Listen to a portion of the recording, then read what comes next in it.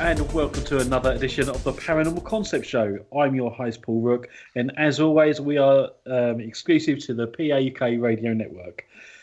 I'm joined tonight by my lovely co-hosts, Richard Clements and Kerry Greenaway. Hello. Hello, guys. Hello. I thought I'd shake it up this week and do it the other way around. Shake it up, yeah. Moving and a shaking, yeah. Well, yeah. I suppose it was my birthday, wasn't it? Oh, did I say that? It was. Oh, you did. Happy birthday. Oh, well, thank you very much, guys. Yeah, I had a lovely time. Good. That's what we can't, isn't it? Well, and you got my card. Yes, I did actually. Yes. Optimism Octopus. Yeah. Is that what you think? Absolutely, yeah. We'll be able to celebrate it a bit more soon, hopefully, because we'll be able to get out and about a bit more, hopefully. Yeah, and then we can go and give you the bumps. Yeah. Oh, I don't know about that. Yeah. When he's lost the weight, when he's lost the weight. When I've lost the weight and when I sort of get rid of this the lockdown paunch, which I'm sure most of us have got. Absolutely. Yeah, no, that's fine. Cool. So other than your birthday, Richard, what have you been up to this week? Not a lot really. I've been sort of concentrating on doing a little bit of exercise. I've been going on some nice long walks and I've been taking my new birthday present out, my bicycle. Okay. So I'm doing a bit of, I cycle one day, walk the next. So, just trying to mix it up a bit as much as you can and trying to eat a bit more sort of healthily as well. I'm on a bit of a fruit binge at the moment. So, yes, I'm sort of getting reacquainted with bananas, nectarines, apples, all the good things. Okay, excellent. And, okay, so all the fans of the show, they can keep an eye out for you on the roads in your Lycra. And you might just stop. I've got a Lycra top, actually. And I went shopping today, and I had my big coat on because I thought it was going to be cold outside, but it wasn't. And I was sort of like sweating a bit, and I had my rucksack, so I went in the shop, got my stuff, but I had to take my coat off, and I was sort of like walking through the precinct, quite self-conscious with this, with my Lycra. It's all right from the shoulders to the bottom of the chest, but then it all went a bit to pot from there. And Kerry, how have you been? Yeah, really well, thank you. Yeah, good. Good. Been up to much other than work? Crystals. I know. See you do a live Saturday. Today. Or Sunday. Oh, was it Sunday? Yeah, today. Yeah. Okay. I know you done one some stage. Yeah, sorry, it was Sunday. Not today. Soz everybody. My brain hasn't caught up with life yet. Yeah, then. I think it's going to be one of those shows. Oh, I think it could be. It is. So where are we going this week? Well, we're delving into the second major war of the world, World War II, this week, following the last week's show of World War One. So we're going to have a look at World War II this week. And in the middle of all of this, we've just had VE Day. We have. Yes, my birthday. Yeah. So it's kind of a fitting time to do these shows, I feel. Yes. Oh, of course, yes, certainly. Which is quite good planning on my part, I'm going to say. Our part, I think that was. Sorry, our part. Yeah, I know, right? Oh, yeah. So yeah, World War II, the second major war of the world. Oh, guys, you're going to have to help me out tonight, I feel, because my brain really isn't engaged. Now, there's quite a lot of paranormal stories surrounding World War II. In fact, I would say we tend to get more regarding World War II. Firstly, I think it's because it's like in more recent memory. And secondly, I think we still investigate places that are World War II linked, don't we?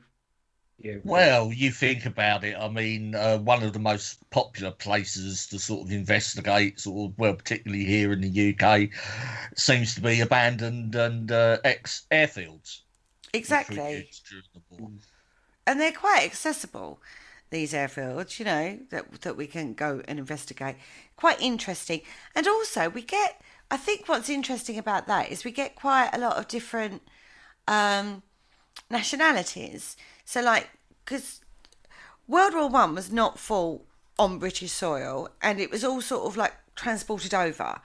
Whereas World Hmm. War Two, there are a lot of prep work and the airfields and stuff like that stationed not just UK people, but Canadians, Americans, foreign nationals Yeah, Yes, over that's here. We right. even had German world prisoner of war camps, and we had a lot more go on here in England than we did in World War One. World War One was very removed. It felt very removed. It was always abroad, whereas Yeah, World War Two crossed the channel with regards to the impact it had.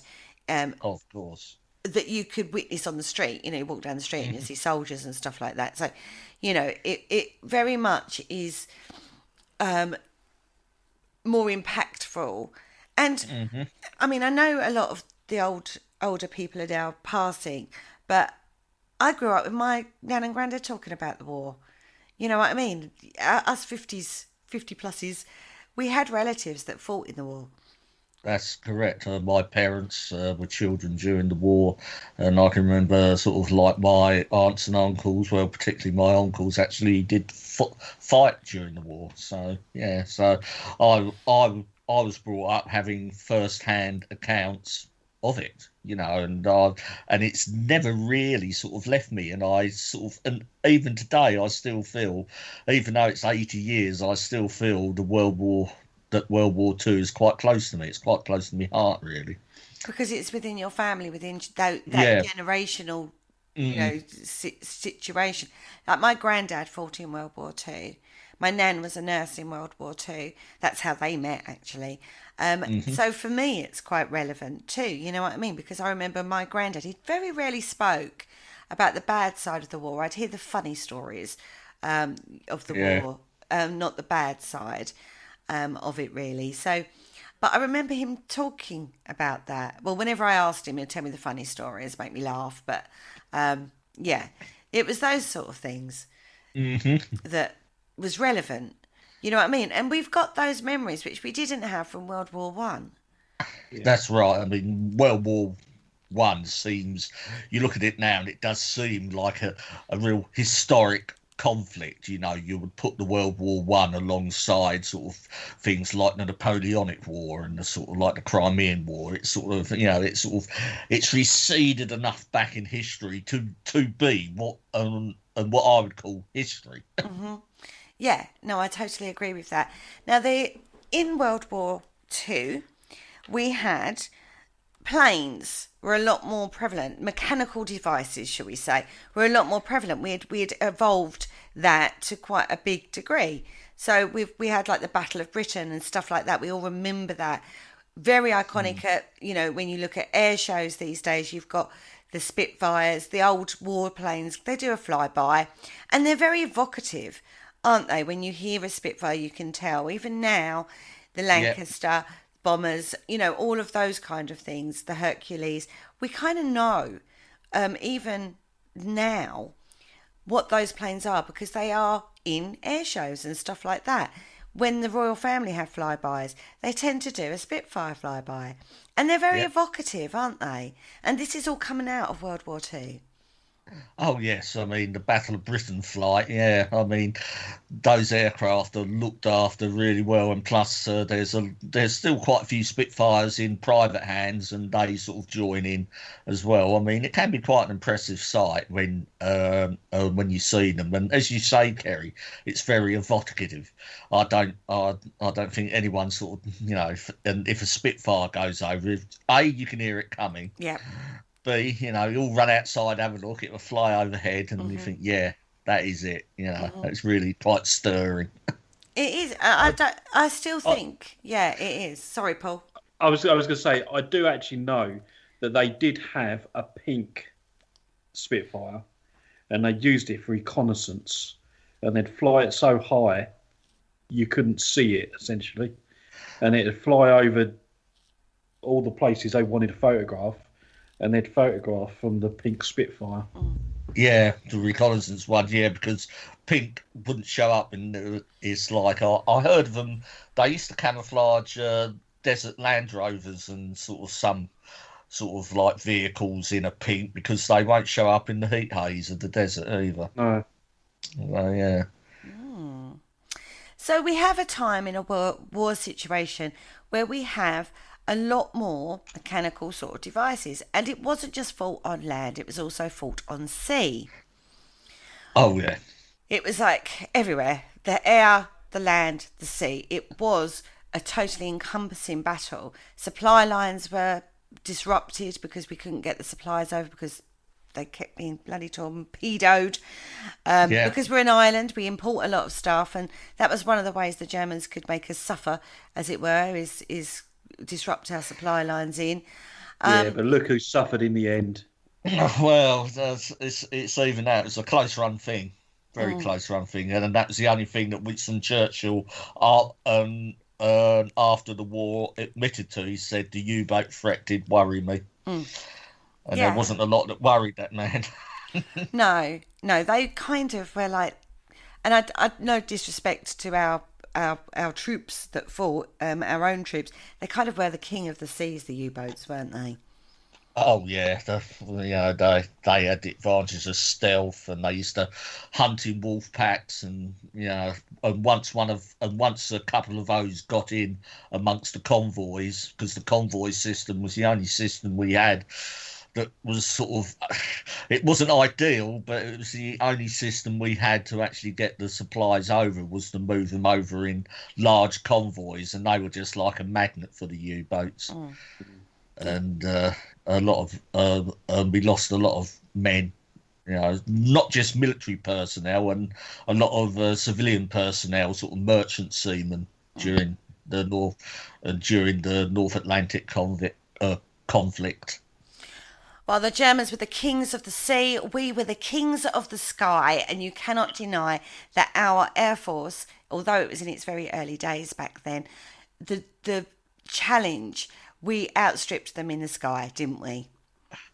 Yes, it was sort of, the Germans were quite at the start, about 1940, the German Luftwaffe was sort of on par with the Royal Air Force, but then the Battle of Britain came, and it was a close run thing, but the Germans did make a few mistakes during the Battle of Britain. They switched from bombing airfields to bombing London, and that was a bit of a mistake. They should have kept on bombing the airfields, because it was that sort of switch the Luftwaffe made that gave the RAF the breathing space to sort of get more aircraft back into service and into conflict. So, it again, and it was another close run thing, but sort of luck was on our side during the Battle of Britain. It wasn't luck, it was God. I think it was the testament to the flyers. It was God. The pilots. It was God. God was on our side, like he was in World War One. Okay, if you want to go with that. I'm going with that. Okay, we'll go with that.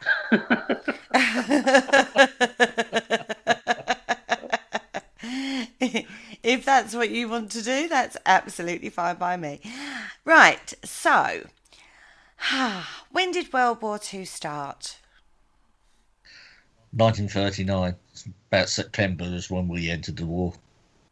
So we go into this discussion, shall we say, regarding World War II, with the backdrop of quite a lot of different things going on, don't we? Well, yes, we do. Yeah, we hadn't long sort of like been out of the great sort of like depression, and the 1930s were actually quite a turbulent time. Sort of Spain. There was a war going on in Spain, which had only just ended, the Spanish Civil War. So there was a lot of knocking sort of going about, and fascism was on the rise throughout continental Europe, and even the UK had quite a large fascist party.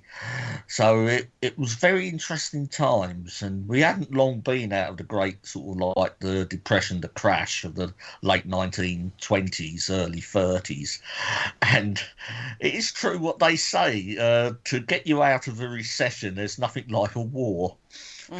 To kick everything back into sort of normality again. But the 1930s, if anyone wants to go and study, and I'd recommend studying that sort of period, not just sort of military, but also what was going on sort of in civilian life as well.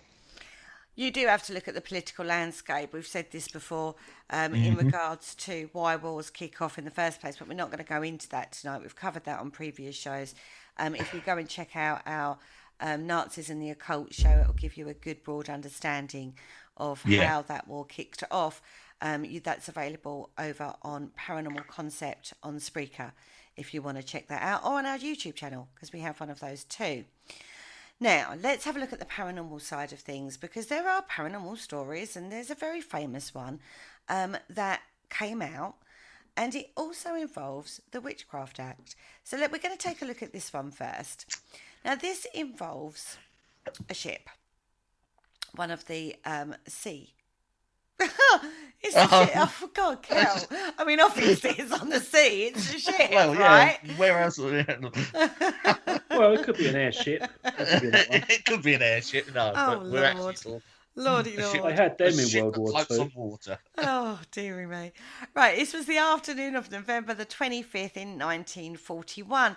It had been relatively quiet. There was 1,350 men on board, and it was a battleship called the HMS Barham. But everything had been fine. Everything was very quiet. It was sailing around off the coast of Egypt and was actually providing gun cover for cruisers on the hunt for Axis ships that were going to North Africa. So they were plodding around looking for these ships, thinking, it's all going swimmingly. And basically, a German U-boat torpedo struck the battleship.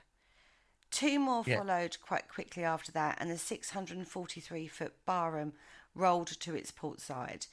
Now, crew members on the convoy's other battleships, which were the Valiant and the Queen Elizabeth, were helpless. They couldn't do anything to help. It was just...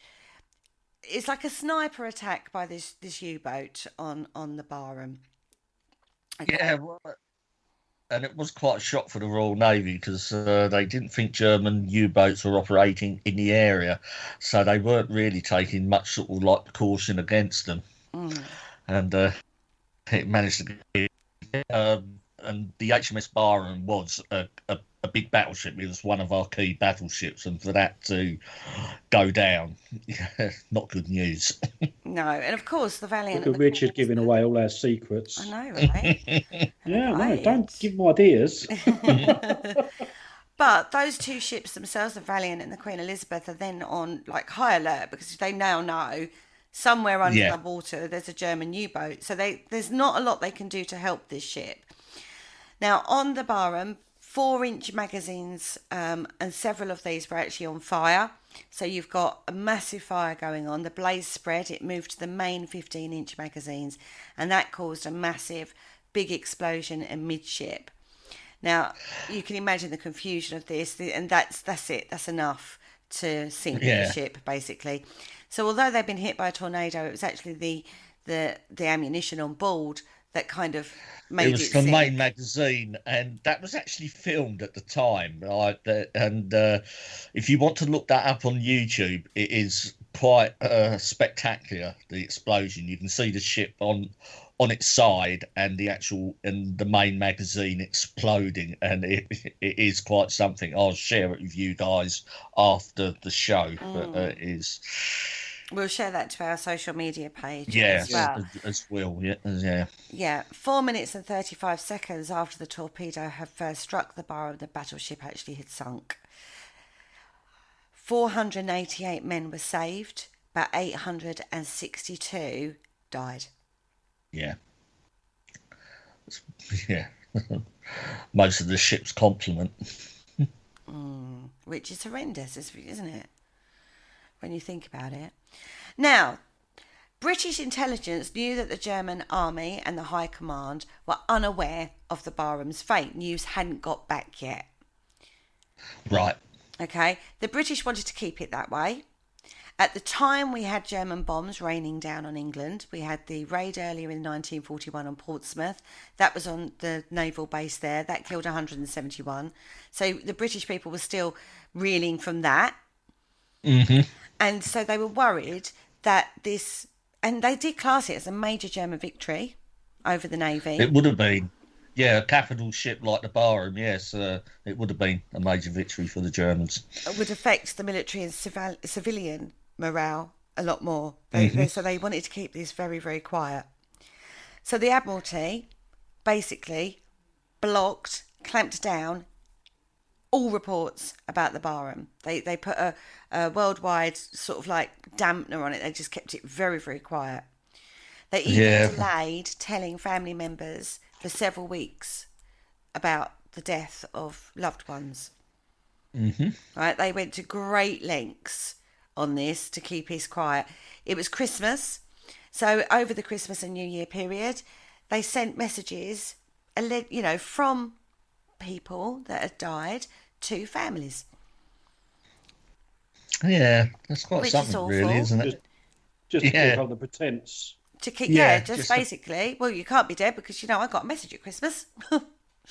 Anything to keep this news from being put out there, basically. The Admiralty, once they had notified the family, they asked them to keep the deaths of their loved ones a very close secret. Official acknowledgement of the sinking would not be made public until the January the 27th in 1942. Yeah. That's a long time afterwards. Yeah. However, it didn't quite keep it totally under wraps. Now, this is quite a famous case because a famous medium named Helen Duncan spoke of Barham's End during a séance in Portsmouth. Right? Now, she had already reported the capture of another loss. Right, she'd already reported the HMS Hood. So she's done 2 now, and the Admiralty are now going, we can't afford on any level for any information like this to be getting out. It's Official Secrets Act, effectively. Because of the way the war's going, we need to keep this under wraps. So they turned their attention on Helen Duncan, want to know how and why she got to know this information. Well, they would, wouldn't they? Because logically, you'd think, well, is she a spy? Yeah. Well, yes, that's got to be the first sort of thing they turn to. She is privy to top secret information. Yeah. Yeah. Which the Germans, other than us, the Germans will be the ones that knew. Exactly. So we've got to, so from a war perspective, we'll say this, quite innocently, just doing her readings, having her seances, living her life, you know what I mean? But this is becoming a national problem because if a spy or somebody got in there and heard the news, they'd be like, wow, However that comes forward to the public domain, they needed to keep it under wraps. Yeah, I've heard this story about Helen Duncan. I didn't realise she foretold HMS Hood as well. That's interesting because, get her to sign the Official Secrets Act. She wouldn't be able to do her public seances then, would she? Yeah, that's right. That's not their problem, is it? She's divulging information about the military. She should have kept that mouth shut on that bit. Well, she's giving messages from loved ones. And if somebody who's passed comes through and they were on one of these poor ships, then she doesn't know that. She's just giving the message over. No, but she could just turn around to the spirit and just go, look, mate, Official Secrets Act, you should understand, I can't say that yet. Come back in 4 months. Difficult one. If she was real, if she didn't know the information beforehand. Yeah, taking it at face value. Taking it on face value. But let's have a look at her. Let's have a look at Helen Duncan, because she's a very famous character in the old paranormal world, which is very famous in regards to Harry Price and the ectoplasm photographs. Very, very... I don't even know how to explain it. Farcical, I think, is the expression on that one. Anyway, let's take a little look at lovely little Helen Duncan. She was actually born in Callender. We'll go with Callender. Callender, Scotland, isn't it? Yeah. In wee bonny Scotland. In 1897, she was born Victoria Helen McRae McFarlane. Now, there's a name. Absolutely. Yep. She was fourth of 8 children, big family. She claimed by the age of 7 that spirits of the dead visited her. So from a very young age, she was saying that she could talk to the dead.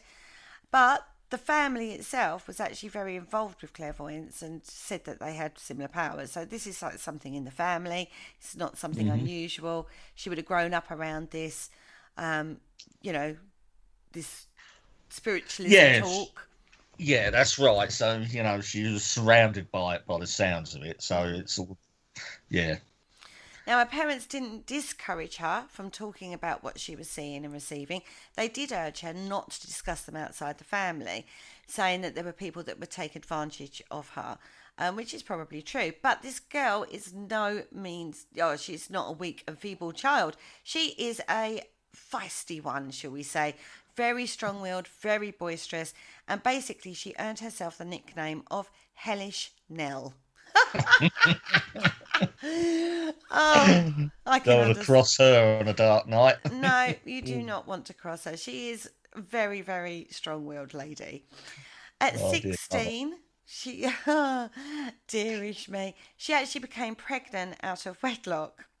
Very naughty back then.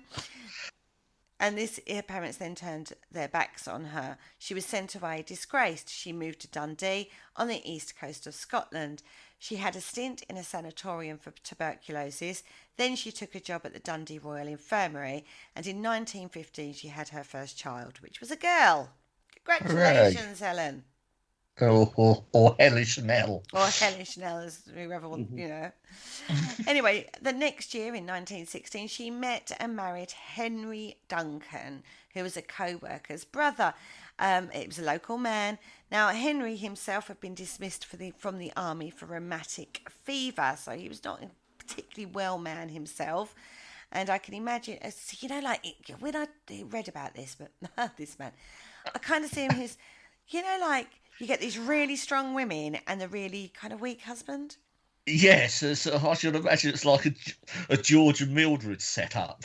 Yes. Yes, I remember that series. Yes, that's how I see this kind of relationship. Now he was ill quite a lot throughout his life.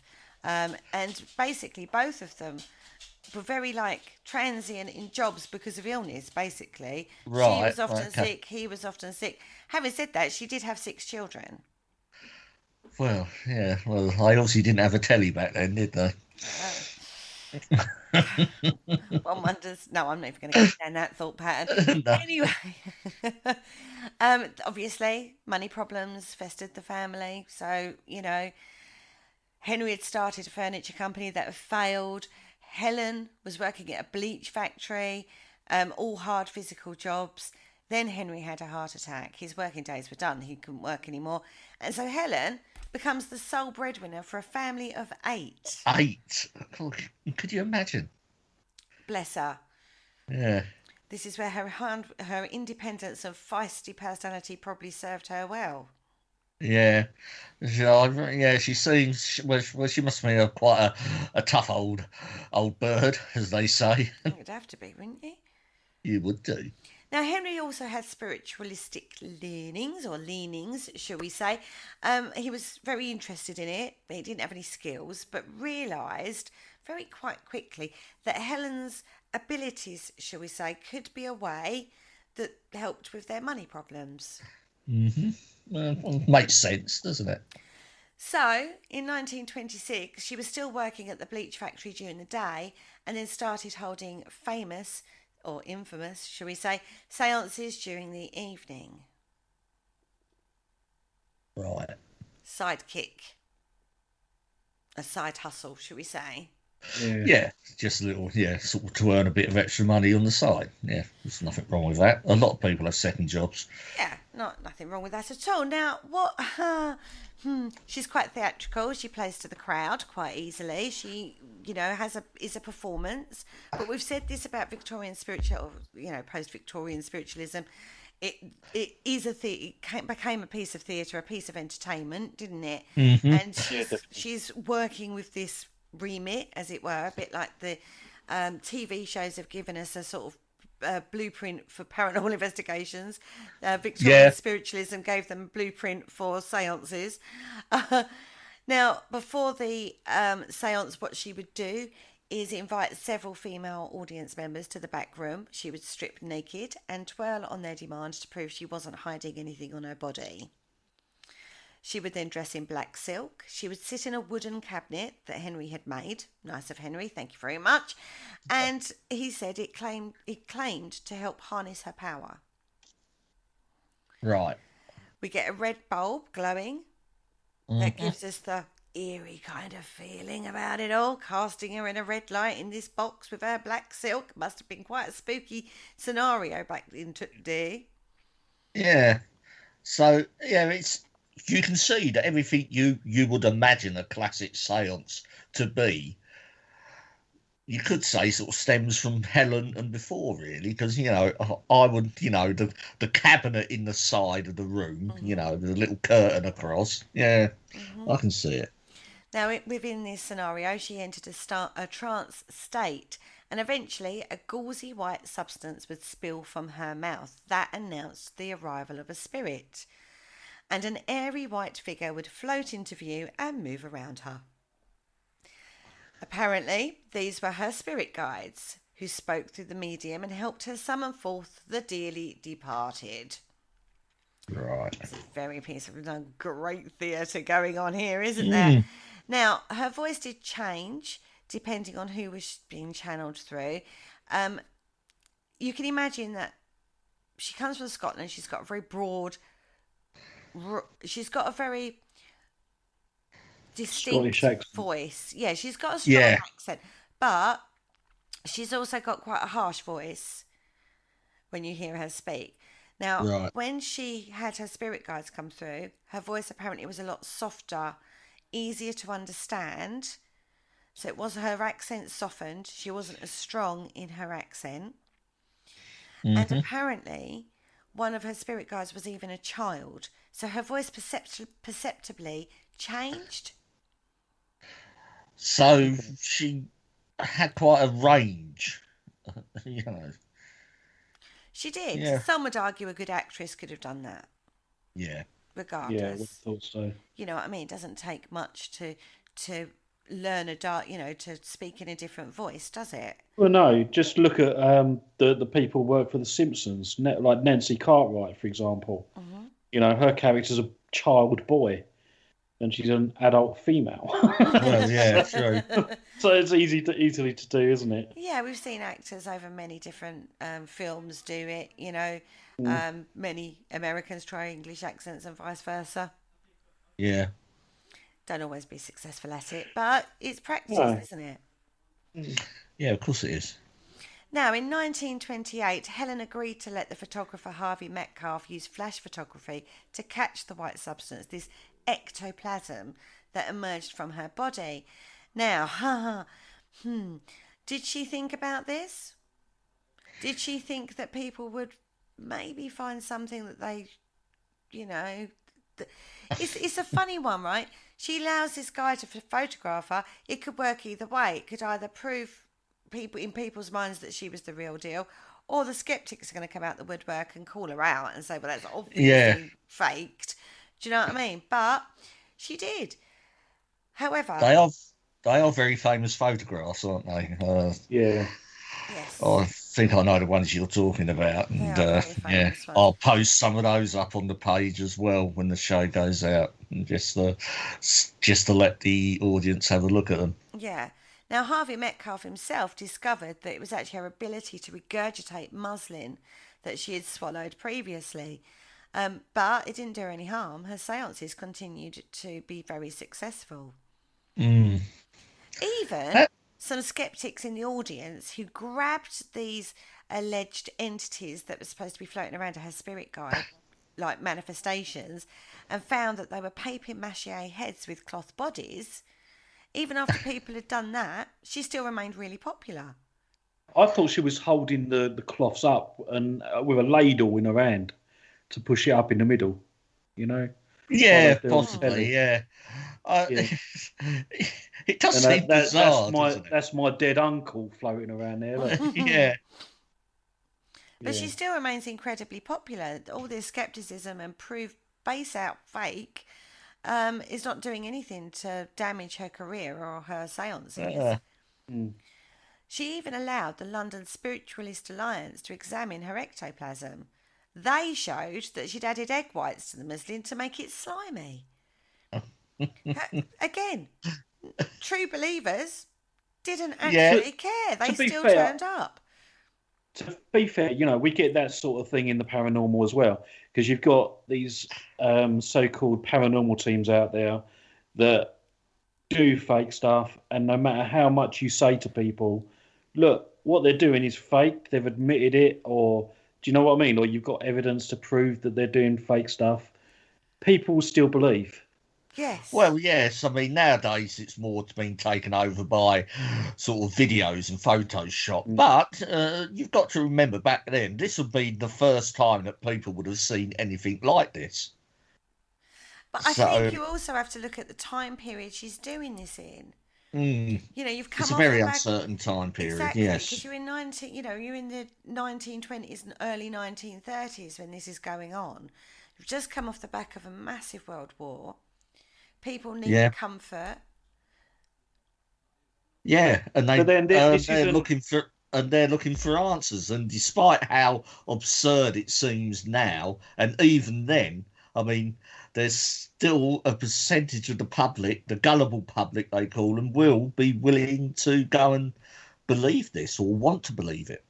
And I think it's not only that, but people are into the strange and unusual. Yes. And that's what makes this interesting for a lot of people.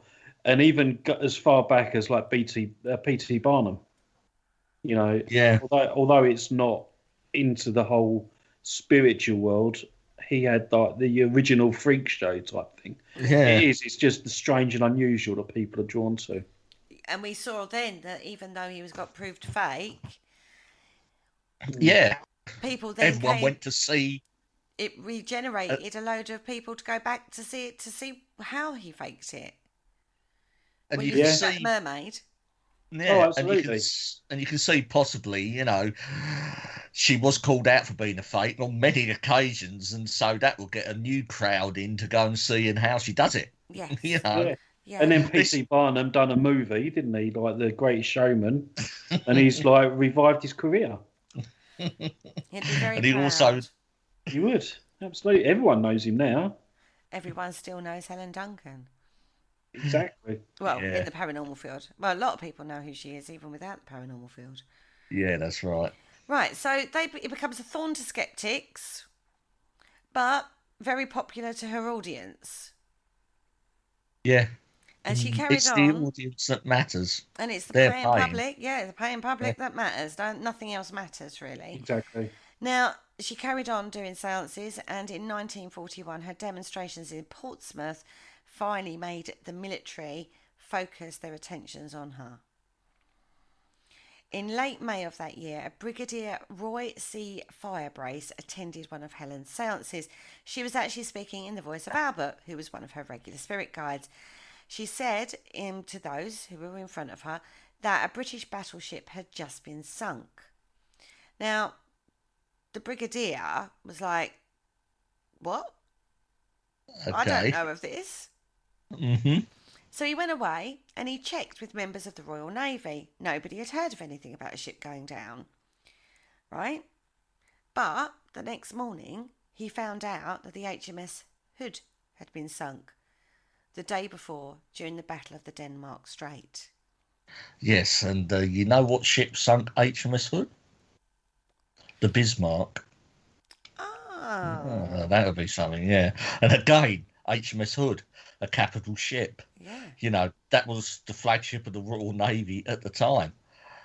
And they wouldn't have wanted news of that getting out. It seems, and Helen Duncan here, she seems to sort of issue a premonition. I think she sort of, like, reading the research and stuff, it sort of looks like she sort of second guesses it before it actually happens, because it did happen on the early morning when it was actually sunk.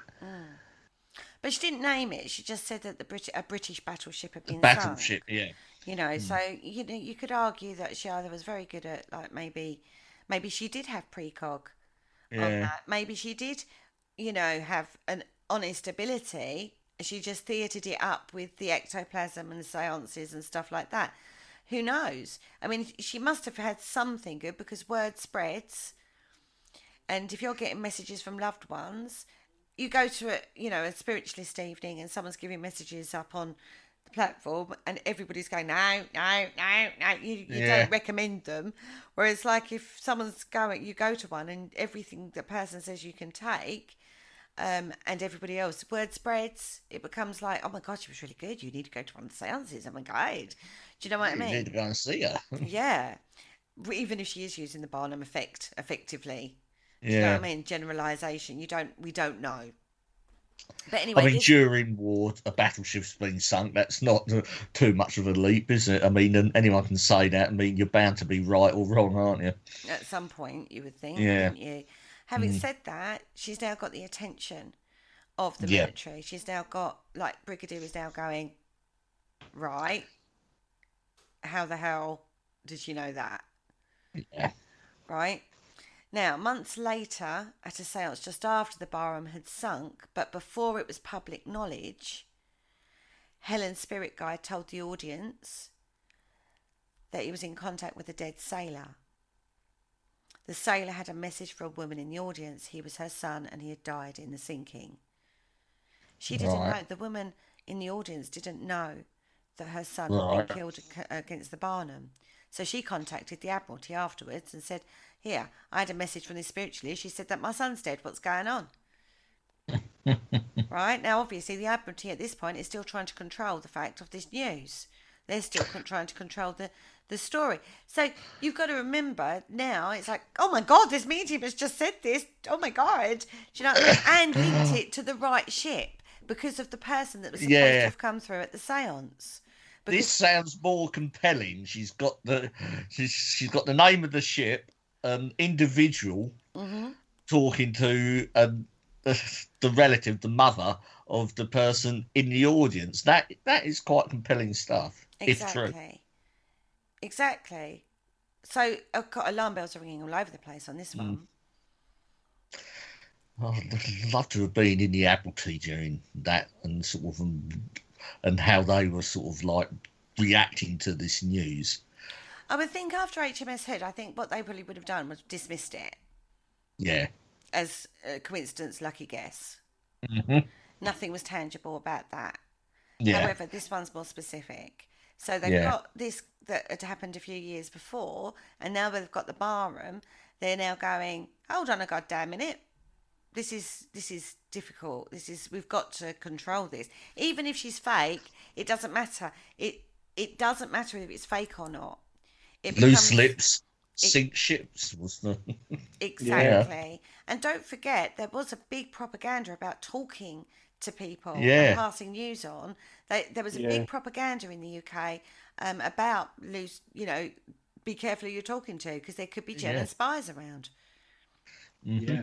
It was very common for that sort of thing. There was a lot of secret squirrel stuff going on, and you know, particularly near villages and stuff like that. And you only need some farmer to talk to somebody that they don't know, going, "Oh yeah, the military, they're doing big manoeuvres over on such and such more."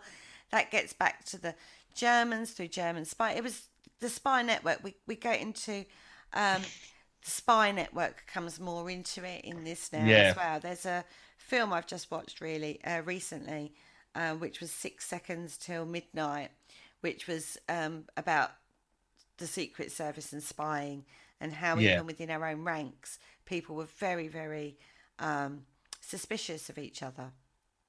Mm-hmm. Great film, guys. Go check that out.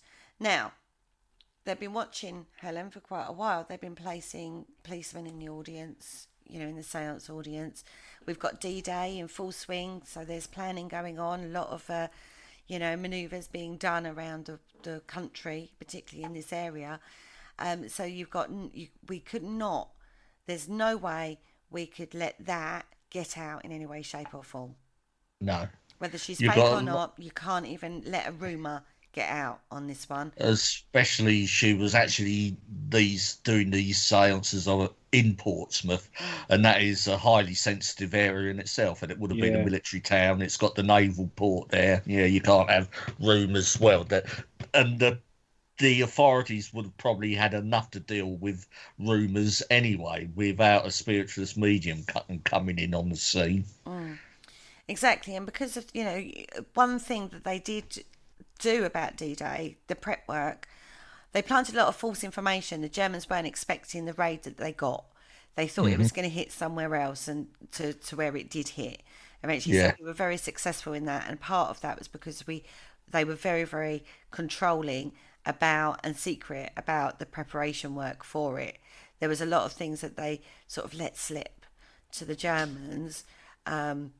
False news in full swing. So the Germans are finding out information about our alleged D-Day, when in actual fact the real D-Day was something completely different. There was a lot of that had gone on, and it was very, very successful in that. So they had no room for manoeuvre in that, and rumours could not get out. So in January 19th, 1944, the police actually raided Helen's seance, and they arrested her and charged her under the Vagrancy Act of 1824. Now, this particular act is a catch-all preemptive crime control measure. So they can basically arrest you for vagrancy acts. Yeah, whilst they investigate further, isn't it? Yeah, while they do that. Now, this is how famous she is at this point. BBC Radio stopped talking about the Russian advance on the Eastern Front to report on her arrest. Oh, right. Right? So, bottom line is, they wanted to stop her from working. They just wanted her to shut up and be quiet. That's what you need to do, Helen Duncan, because what we've actually arrested you for is actually a misdemeanour. Yeah. Right? The police went so far as to ask the court to have her remanded to jail, which was very unusual considering it was a very minor charge. Yeah, misdemeanour, yeah. It was sort of, they would sort of just bail you over to appear in court at a later date, wouldn't they? Mm-hmm.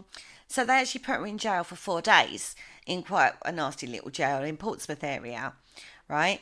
Now, they had to shut her up somehow. They worried the Vagrancy Act wouldn't do the job of putting her out of business. So the authorities reached into the past for a charge that would lead to a trial. So all of this focuses on her being a fraud, or, doing something she shouldn't, to basically keep her in prison, then keep their eye on her and keep her mouth shut. So they actually turned to an old act called the Witchcraft Act of 1735. And this act actually makes it illegal to claim to possess magical powers, mediumship being one of those. Right. Which is why these days, any medium, any reading, you have to put out a disclaimer that it's for entertainment purposes only. Yeah. Because this act is still valid. Right. Now, the raid on the seance hadn't actually proved any physical evidence, right? So they couldn't prosecute her because they hadn't got any physical evidence, right? Just all circumstantial. Exactly. It was only on, witness testimony, basically. Yeah. They reckon that the fellow spiritualists had actually got rid of all the ectoplasm and ghostly materials. So they couldn't prove that she was doing anything, even fake, because there was no proof of that. Right. So the defence for Helen focused on demonstrating that her mystical talents were actually real. The defence produced 49 witnesses who all attested that Helen had indeed contacted and brought forward the spirits of family and friends. Oh, right. So she's got quite a sort of like hardcore of believers behind her, and people willing to go and testify then. Yeah. Yeah, she's got a firm fan base, shall we say. Yeah. Now, Chief Constable Arthur West was the prosecutor for the Crown, declared she attempted and succeeded in deluding confirmed believers of spiritualism. She has tricked, defrauded and preyed upon the minds of certain credulous sections of the public. Right. Now, the prosecution only put up 5 witnesses, and these also introduced the photographs, the famous photographs that was taken nearly 20 years earlier about the ectoplasm. Yeah. That proved that was fake. So it did go against her then? Well, The judge, Sir Gerald Dobson, sorry, was very amused at various points during the trial. Now, West had, Chief Constable West he'd been wanting to take down Hellish Nell for a long time. This mouthy woman. It's a bit like, do you remember we talked last week about on the Highwayman show, Fielding wanted to take down, yeah. This is a bit like that scenario. He reminded the judge of the seriousness of the charge and said, in 1941, Mrs. Duncan transgressed the security laws and said she is an unmitigated humbug and a pest. Dun, dun, dun. You can almost feel his frustration in that comment. You can, can't you? Yeah. It was a 7-day trial, and the judge ruled that Helen had exploited those who had come to her for help. So he then sentenced her for 9 months imprisonment. Oh, right. Helen fainted at the news. So, could she not have got around that by saying it's actually God that gives me those messages? Because then it's down to the court to prove that God doesn't exist. Oh, I wouldn't know. That's a compelling argument, isn't it? Might be, yeah. I don't know, to be quite honest. I don't think that would wash. It's not God giving the messages, is it? It's the person. And you're not giving messages from God, you're giving messages from deceased people. No one but Helen knows where these messages are coming from. So if she turned around and said, these messages are coming from God... She's already attested, though, that they've come from people's loved ones, not God. So that through God, then? No, because it's not through God. She's saying... This person has come to me and is telling me this and is telling you. So me saying to you, my nan's come to me and or your nan's coming to me and giving me a message for you, Paul, and then going into court and saying it was God, and you'll go, well, no, hang on, you said it was my nan. Yeah, through God. No, it doesn't work that way. It wouldn't cut the mustard. No, I'm pretty sure that you wouldn't get away with that. Oh, I don't know. You it'd be down the court to prove God don't exist. And I can't see any court in the world that are doing that. But I don't think that would ever be allowed to be used as defence, because you have to put your case forward before the trial even starts, don't you? Yeah. That wouldn't even get into a courtroom. It wouldn't be allowed. It wouldn't get in a courtroom. Because, as I say, certain criminals have used that before, that God. I mean, some quite serious, nasty serial killers have used that. Peter Sutcliffe, for one, and they didn't, he was still convicted on being a nasty piece of work. Well, he was. I mean, Yeah, well, anyway. Anyway, she spent just 6 months in prison and did promise to stop holding seances after she was released. Didn't really keep to that promise, though, because she started up her work again. And in 1956, the police arrested her again during another raid.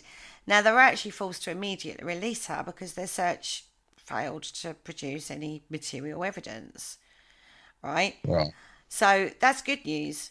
Can't prove it. But the pressure's off now. We're in 1956. They're not so worried about it. They don't like it, but the war's done. The war's over. I suppose the Cold War's going on. I suppose they might be a bit concerned. But, yeah, it's an interesting one. Yeah. So, on this one, it's a bit like she's an irritant and she might be defrauding people, but it's not, the pressure's not there like it was before. 6 weeks later, at the age of 59, she died a natural death. Right, there you go. Now, let's have a look at how she might have known about the Barham sinking. This is the one that really sort of was the end of, that caused a lot of her problems. Now, they don't really know. Nobody's really certain. However, there are estimates that show between military personnel and families of the sailors on board, plus the sailors who survived the sinking, that around 20,000 people may have had knowledge of the attack before the Royal Navy officially acknowledged it. Yes, I mean, you would have had the ships around, would have seen it, and everyone of all them ships knowing about it. That would have made it to shore. Yeah, I can see that. They could have watched a video on YouTube. Now, so keeping such a huge secret is going to be impossible. They can only control that to a certain degree, but people do talk. Yeah. Now, in addition, there are several conflicting accounts of the 1941 seance. Some in attendance said that Helen mentioned the Barham by name, while others said that she had not named any particular ship. And others believed that somehow she had managed to coax the ship's name from the poor mother. Mm-hmm. So there's 2 or 3 sort of scenarios there. I always thought she named Barham in, but that was just for a TV show I watched. But yeah, I think it depends on the account of who you look at with this one, because say there are conflicting accounts of this. And let's face it, I mean, that is a technique known by sort of, not so reputed mediums, is to coax information out of desperate people, isn't it? Not well, you always. get that even now with like on stage mediums. They're always accused of having stooges in the foyer out the front, where they can actually mingle and talk to the crowd before the show and gather information that way. She could have done that. There's a lot of could have, should have, maybes, whatnot. It's too sophisticated. I think Helen Duncan's more or less sort of, she was what she was. I mean, I don't think she was possibly that clever to have a network of stooges and all that sort of stuff. It does sort of seem she just relied on. She could have just done it herself before the show, just mingled a bit. I don't know. That's pure speculation. We don't know. We'll never know that, will we? No. And also, it's amazing. You'd be surprised at how much information you do give out without realising it. Yeah. You don't realise this woman who the message was directed at. She could have just blurted out, and that's my son, and he's on the Barham. HMS Barham, yeah. Yeah. You know what I mean? You don't know. Now, whatever way, this is a difficult one because we have this even today with there's a famous account of Derek Acorah was called out on a very famous television show, famously sacked for that because apparently he was fake. But you've got still huge amount of supporters who swear by Derek's ability. Helen is another one of these. People swear by them. Her supporters and grandchildren are still actively working to clear her name, saying she was a true mystic, a true spiritualist. What did it for Derek Acorah on this particular TV show was when they were looking for Dick Turpin, and they found Dick Turpin's Mrs. Mary because she loved Dick. Well, it's just funny. I don't know about anything else. I think it was that sort of when his career started to go downhill. Oh, that was hysterical. It's all like. But as you're right. I mean, there are a lot of, even now that he's passed, there's still a lot of people that hold him in high regard. Mm-hmm. Oh yeah. Yeah, very much so. Very much so on that. He'll never be forgotten. Oh, bless him. Even for that Mary comment, he'll always be remembered. Yes, he will. Anyway, on that note, we've actually come to the end of the first half. Whether she was a true mystic or not, we'll never know. But her name has gone down in history, not just for this particular instance of being, put in prison for the Witchcraft Act in World War II, but also the famous ectoplasm photographs. I think that is one that is just phenomenal to look at. It's a very interesting case. Harry Price was involved in that. If you need to go and have it, I would say go and have a look at it, because that account in itself is hysterical when you think about it. We've covered that before now on a previous show. So go away, have a look at that one. We're going to have a look at further paranormal accounts in the second half after this.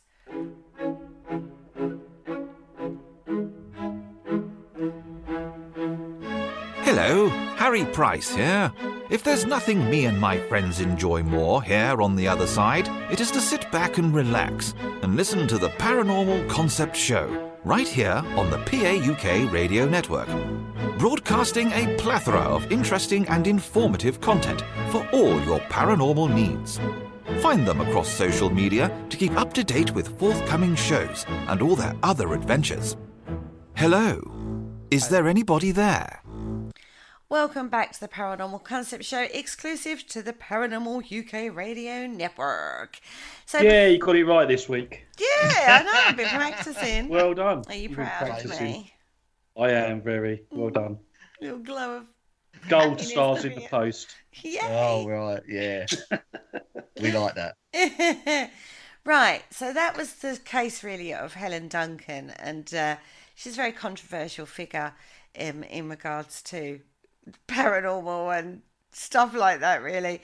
But the next thing we're going to have a look at is another interesting one. This is very reminiscent of another account, but it's totally different.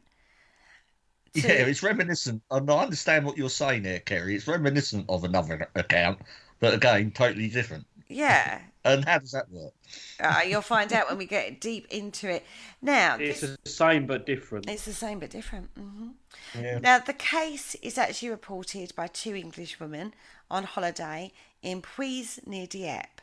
This happened in 1951 and was in the summer, so it's late July, early August, right? Yep. The women they're identified in reports as Dorothy Norton and her sister-in-law Agnes Norton. Right.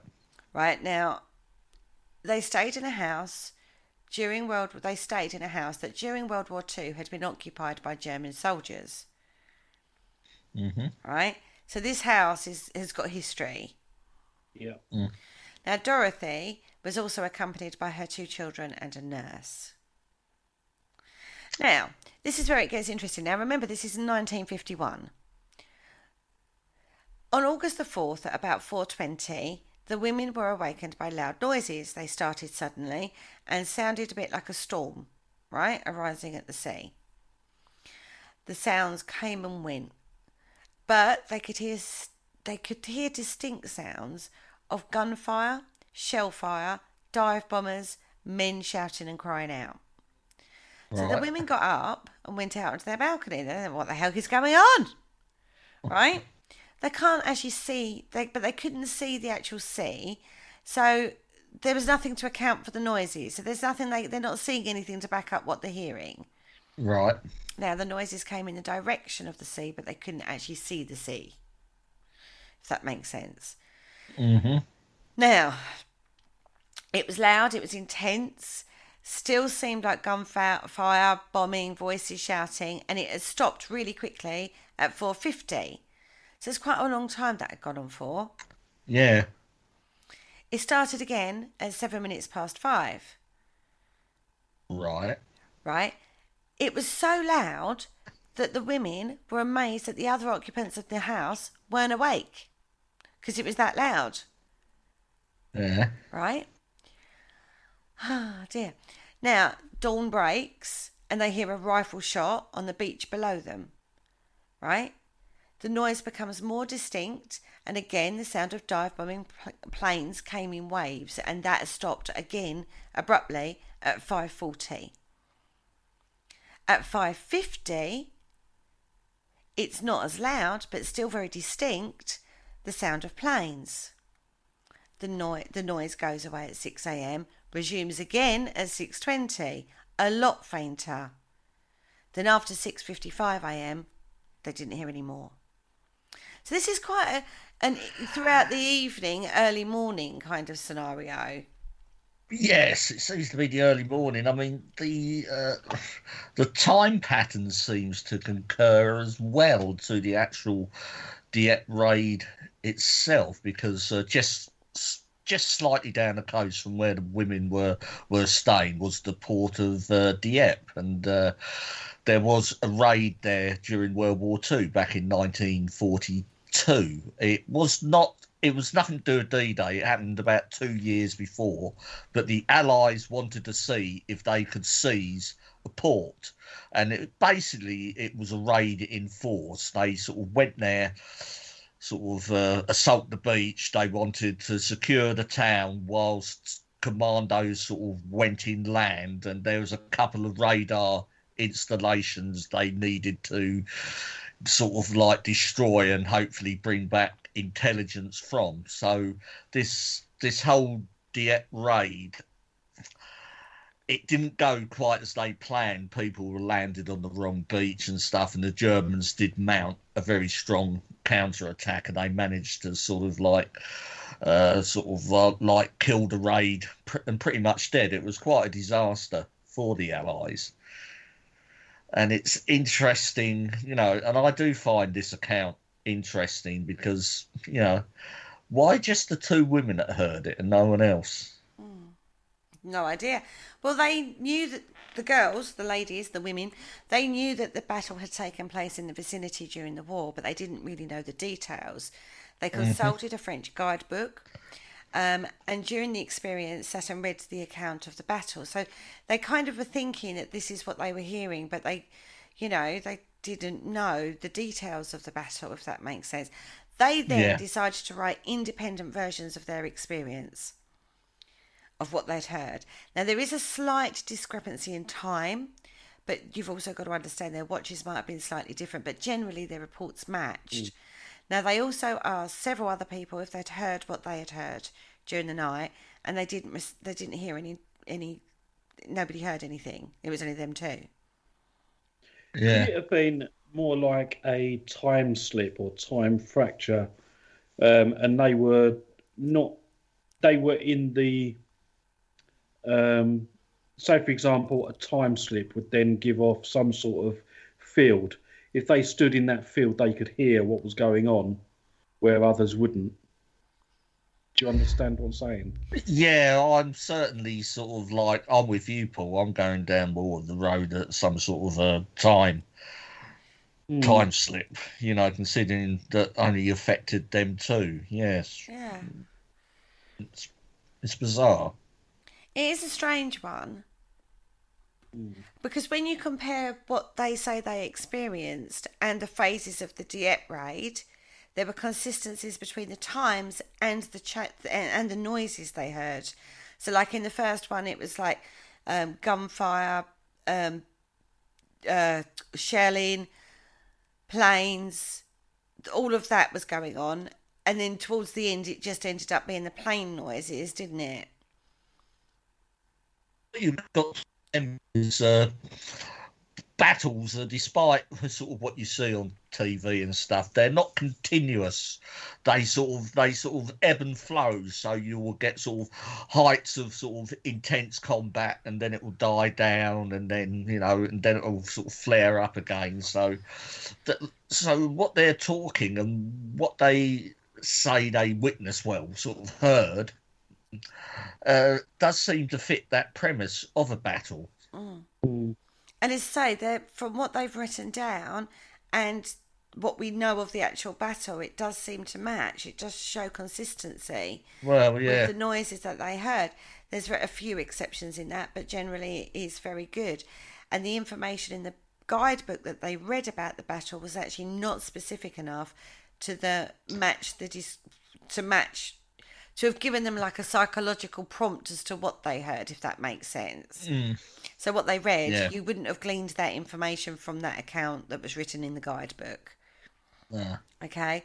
Now, they were interviewed by cyclical researchers G.W. Lambert and Kathleen Gray. They came across as well-balanced individuals who displayed no tendency to embellish their accounts. They didn't care about proving that they'd had a paranormal experience. Now, Dorothy said she'd been awakened by similar but fainter noises on the morning of July the 30th, but had not mentioned the experience to Agnes. So the first time she'd heard it, she didn't actually mention it at all. The second night, Agnes heard it and was woken by it too. Now, she didn't want to spoil the holiday because it's something mysterious. She was thinking, oh, God, that's a bit weird, and sort of just like left it. But then after Agnes heard it as well, they sort of like compared notes and wrote their accounts, and it was out there then.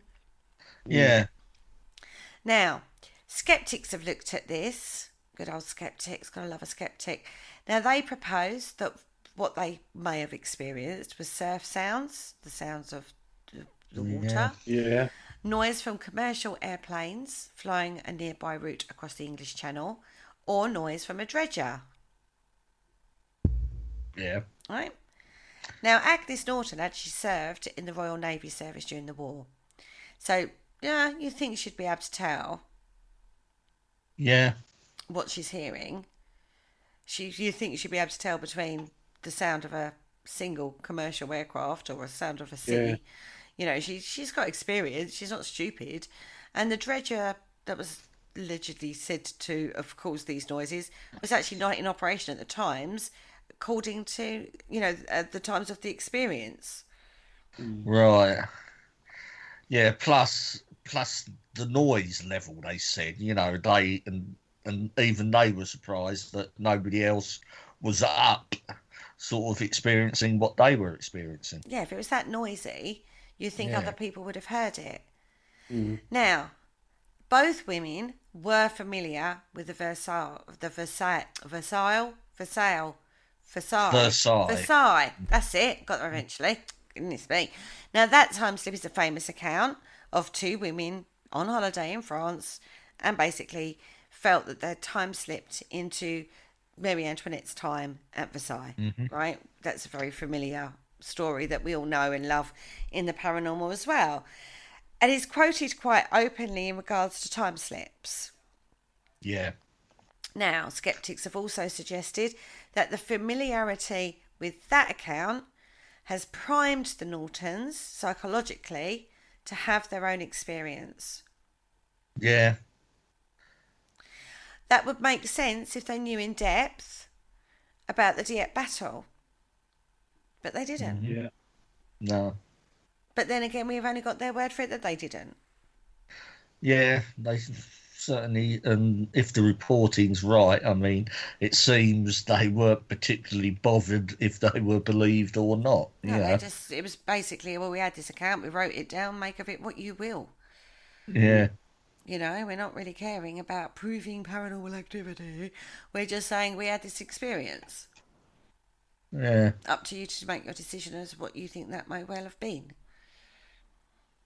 I find this one incredibly interesting. I find time slips one of the most interesting because, first of all, you can't prove it. You are listening just purely to somebody's face value account of what they experienced. The Versailles one, the Dieppe one. There are other accounts as well. We talked about the pilot. There's one there's one with the hotel which the couple stay in whilst travelling through France, wasn't it? And that is relatively recently, isn't it? Back in the 1980s. Yeah. So you've Wasn't got there a calf one as well?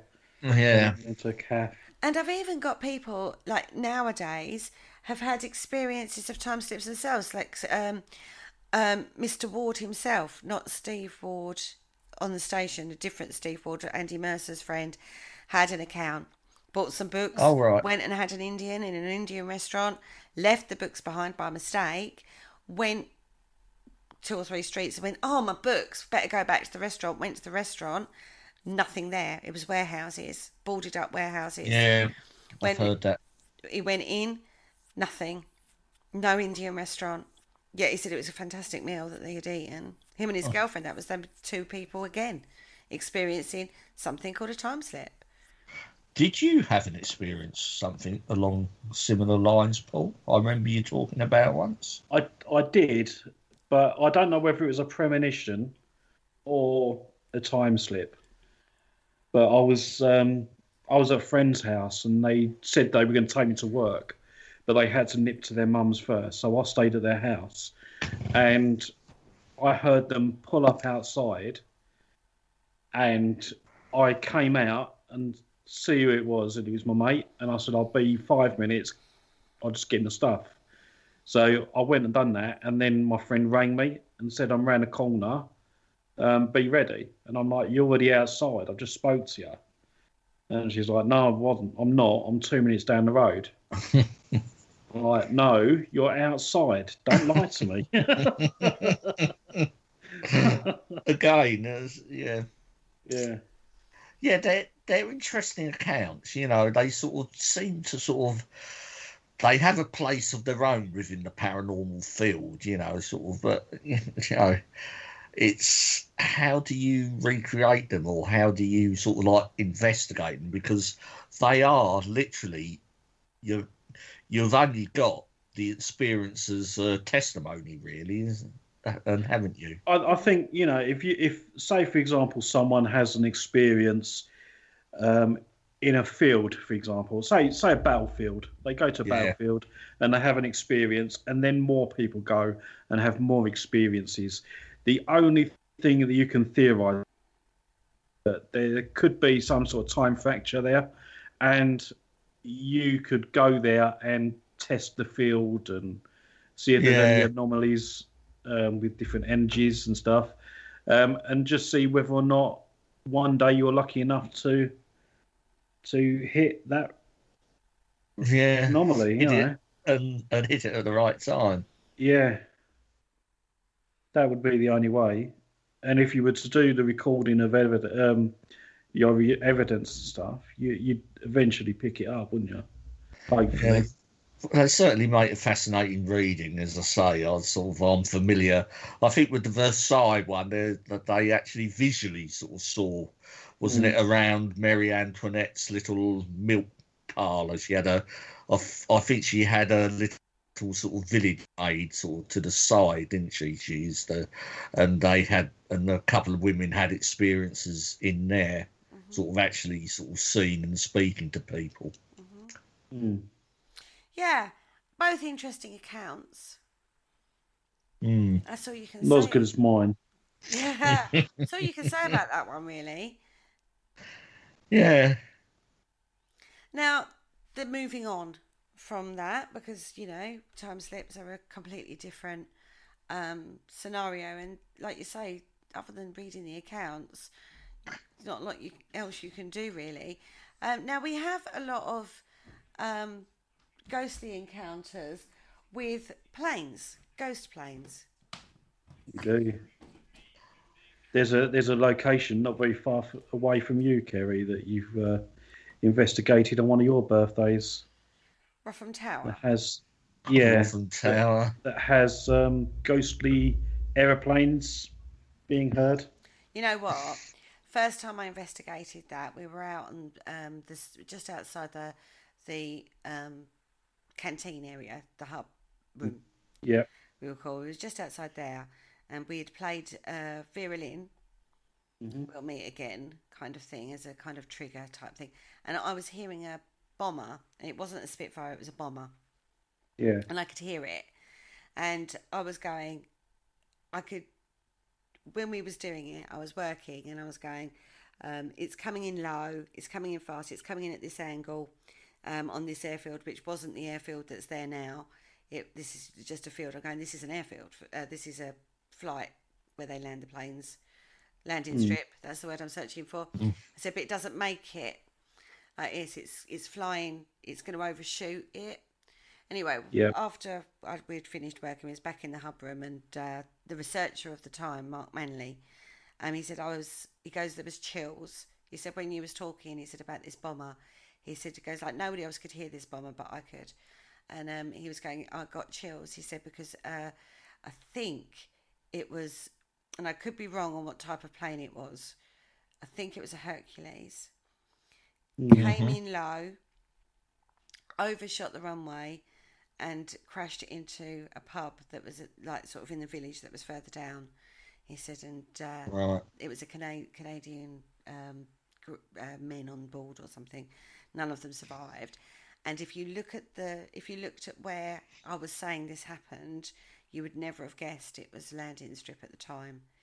It was just a field. Do you know what I mean? It didn't look. And actually, where the landing field is now, everyone goes out onto that landing field when actually, in fact, I'm over on somewhere completely different, saying something completely different. He goes, he couldn't believe it. Like this, I might have got the plane wrong. Didn't you pick up something like that at Western Zoyland as well? Yeah, but to be fair, you could argue, a skeptic, even being sceptical about myself, could argue that you're World War II. You've got like damaged and whatnot planes, inexperienced pilots coming in. The planes are a bit dodged themselves. They're not high-tech planes. Do you know what I mean? Coming in, there's going to be some crashes, some crash landings, Yeah, know, absolutely. on the landing strips and stuff like that. But it's not an uncommon occurrence, is my point. Yeah, I can always remember my dad saying, because he lived down the road from an airfield during the war, and it was an American airfield. And in the morning, you used to see the planes go out for a raid, all taken off, all nice, all patched up and stuff. And then in the afternoon, they'll come back, and some of them, he was saying, you don't know and how the hell they were still flying. They'd have holes in the wings and everything, but it always had planes crashing short of the runway or overshooting. So a skeptic would look at that account and go, well, it's hardly a big shock. Do you know Oh, what yeah. I mean?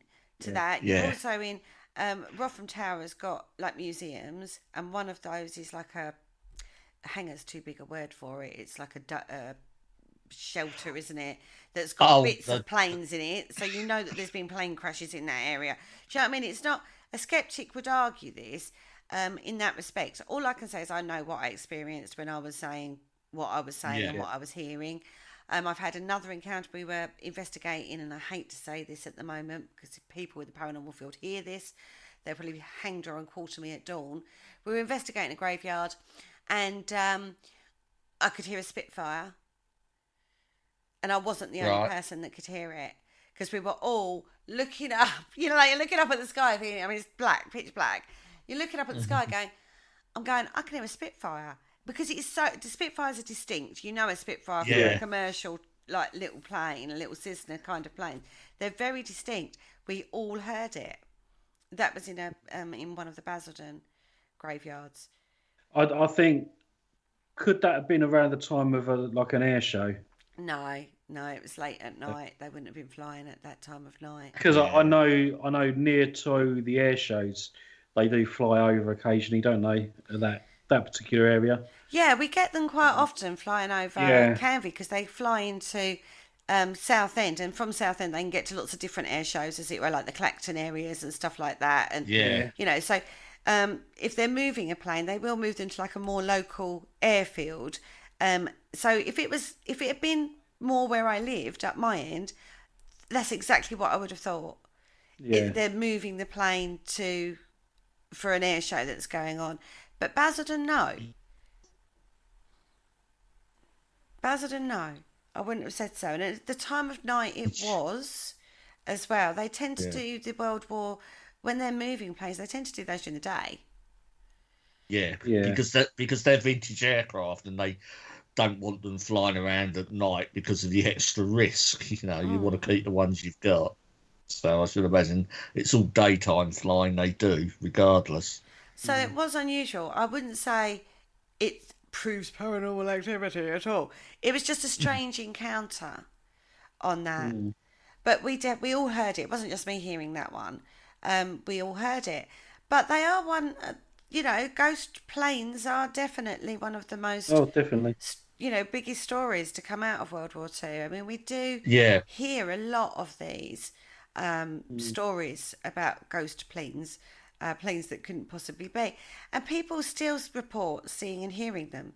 Now, some of them, those are explained through daytime, the ones in the daytime, moving aircraft, blah blah blah. You can, and now you can check.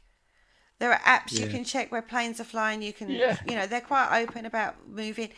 Your logic would say if there's an air show coming up in the next week or so, the chances are it was moving to an airfield closer, and there are experiences now where people can be taken up in kind of like vintage planes, so there are explanations for this, but there are some that do sort of stretch that. They do sort of defy that explanation. Yeah. Now, there is an area called Dark Peak. Now, this is known for being a location of more than 50 plane crashes over the years. Right. One such plane was spotted over England. Now, you can't say, again, we reiterate time and time again that people put too much on the traumatic, the paranormal experience due to something being traumatic. Mm. So we Yeah. talked about this in regards to World War One. You know, you can't always put it down to that. Yes, in that instance, that's your kind of like your assumption. Well, these men are like being traumatized and blah blah blah. But people, we said on that show, people have experiences without that traumatic express. Well, this is another one because in 2015, a World War II plane was seen flying over the Dark Peak area, which is actually in northern Derbyshire. It is known for these kind of sightings, these ghost aircraft sightings. Yeah, it's interesting. And, you know, when you see something that, that physically can't have a traumatic experience like an airplane, you know. You're just living your life. You hear a plane, you look up and, oh my God, do you know what I mean? Look at Yeah. that. It's happened in 2015. A World War II bomber plane was seen flying over the area by several witnesses. It's not just one person witnessing this, several people witnessed this. It was identified by former RAF pilots as a Lancaster, which is a 4-engine heavy bomber that was used during the RAF during the war. However, I would say another pilot did disagree and thought it was a Liberator, which is a smaller 4-engine bomber that was used by the Americans, and a witness agreed that it was too small to be a Lancaster.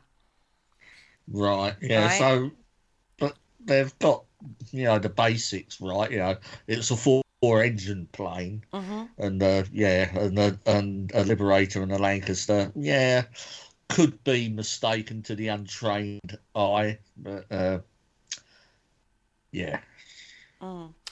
Now, the plane never landed. There's no record of any scheduled flights of historical aircraft. And it is also noted that the plane was silent as it flew. Now, if you know the sound of these planes, you would know how loud the Lancaster or the Liberator is. Oh, yeah, you know, But you these know are they're not coming. quiet planes. Not like these days. I mean, even planes these days, or even if they're high, you can hear it. Yeah. You know, I mean, some of the jets, the modern jets, you don't necessarily hear before, you hear after. Like, I'm thinking of the Aurora and things like that. Mm-hmm. Oh, I'm not great on modern planes, to be fair, but you can generally hear a plane. You know a jet when it's coming, don't you? Yeah, you can hear them normally. Now, the bomber isn't the only ghost plane to be seen in this area. In 2017, more reports of ghost plane sightings surfaced. Now, several people reported seeing a Douglas Dakota. Now, this was a plane that was flown during World War II by the RAF, and there are no more in operation. So, this Dakota plane, you ain't going to see one going to an air show because there are no more. Because they're no more, yeah. Yeah. One witness said something looked wrong with the plane and it seemed to be flying straight towards them. And the witness said that the plane turned sideways, then vanished without a trace. Now, historical records did confirm that a Douglas Dakota crashed in the area of the sightings in the 1940s. There you go. So people are still witnessing this. Yeah. What's interesting to me about this is that very often we talk about a haunting or a ghost is a person. When we come to ghosts of mechanical objects, Yeah. that's a different ballgame completely, isn't it? Well, yes. I mean, just by the very nature of it, or unless, you know, unless there's the actual ghost of the crew inside that is sort of manifesting the plane around them. That's the only other way I could think of it happening. You know, sort of, They're reliving that moment. you know, which isn't that far of a stretch, I should imagine. We do believe. Well, there's certainly a large proportion of people do believe that objects hold energy, and a mechanical aircraft, and at the end of the day, is an object, isn't it? But it's But not a wouldn't physical that- object, is it? Would that then suggest that when a house is knocked down and the ghost still haunts that particular house, they can manifest their house. Well, that's there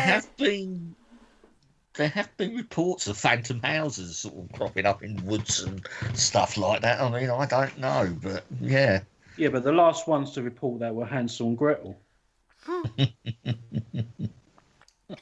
But when we talk about ghosts, they passing through walls, we say that that's where an old doorway was. If you look at old plans of the house, Yeah, yeah, but you don't see the doorway. You don't see the doorway, but they do. No.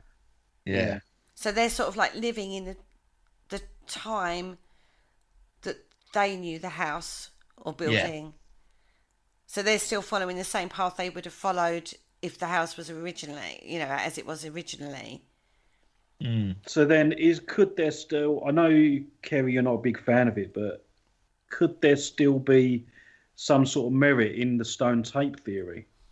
Although it's not, we're not looking at stone tape, stone in particular. Maybe there's some sort of other element that has that effect. I don't discount that there is a possibility of a variety of factors that would possibly be able to create recording. I don't think it's water. I don't believe it's stone. I think it's a combination of elements that would cause that to happen. You have to look at how something could possibly get recorded, where it's stored, what would trigger the recording to replay. That's what you'd have to do. And I think it would be more beyond a simple explanation of, oh, it's the stone in the area, oh, it's the water in the area. It's just, I think if you were to do it, you would have to look at a multiple factor of combinations. Well, that's what I'm thinking. It's just that we don't understand that at this moment in time. Correct. And no one's compiled the data that would be needed to even begin to see a possibility of a pattern in regards to, I don't know, you would even have to look at things like the stuff that comes off the sun that causes differences in our our atmosphere. Oh, the impulses. Yeah, sort of solar flares and stuff. You would have to like look that. at all those levels to gain a possibility of a pattern. Yeah. You would even have to look at, where, because if you look at a recording of something, of how we would record something now, and just take it as audio, forget video for now, but let's just look at how you would record audio. Yeah. You would have to look at how we manufacture that and then see if you could find a natural occurrence that may possibly cause the same thing. Mm-hmm. Yeah, in nature. See, that again, that wouldn't be difficult because when we record things to tape, it's done by magnetics, isn't it? Vibration and magnetics, yeah. Yeah. So you get those in natural occurrences. So it should, in theory, be able to easily be recreated. But what's it recording onto, and why? Where is it being stored? And then what is the mechanism that triggers the replay? Oh, I don't know. I've only just thought of that bit.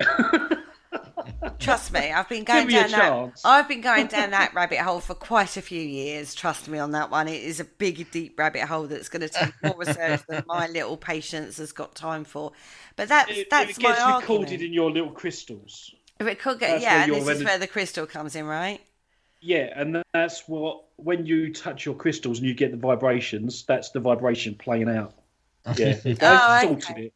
Except for ghost planes that are flying in the air, there are no crystals in the air. That's not technically correct either, is it, really? If you tell me there's ice crystals in the air, I'm going to kick you. Because that's just water.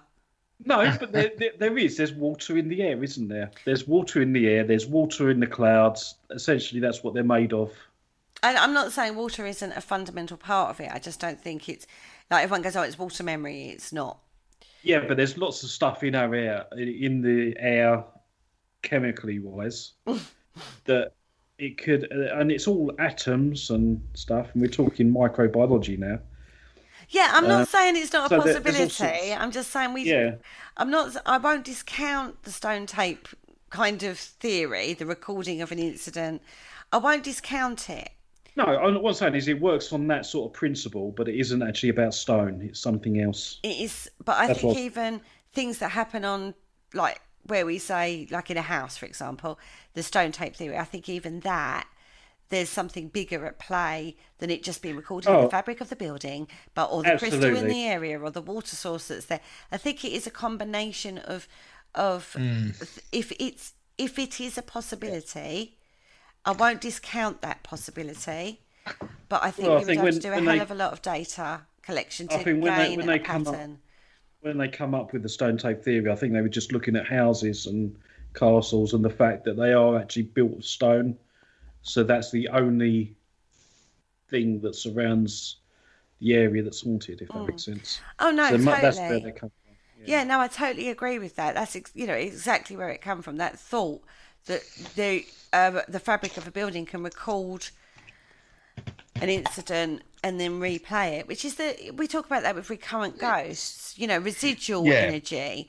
When we've talked about haunted objects, we've talked about the object itself holding energy. And again, I won't discount that. As I say, this is a rabbit Yeah. hole I've been delving down into for a lot of years. I dip in and out of it, and but the work that would need to be done to form any chance of a pattern, you'd have to look at millions of factors for it, and a lot of those factors you wouldn't be able to recreate because it's evolving and changing and constantly in flux because you're talking Yeah. natural elements. And I've So debunked it. unless you were there right at that moment taking all those readings that you needed, you would never be able to prove it. I don't think, anyway.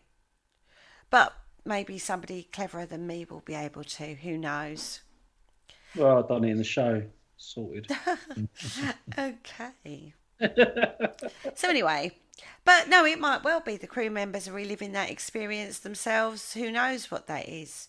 Yeah. Do you know what I mean? Of the Douglas Dakota, you don't know, do you?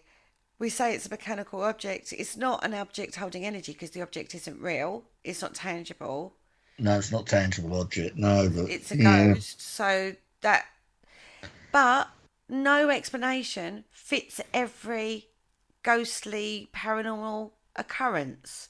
No, that's true. What explains one will discount, I don't know, poltergeist activity. What explains maybe possibly poltergeist activity would discount a haunting that you have on a Gettysburg. You know what I mean? Yeah. There is never, when you look at it coldly, no one size fits all.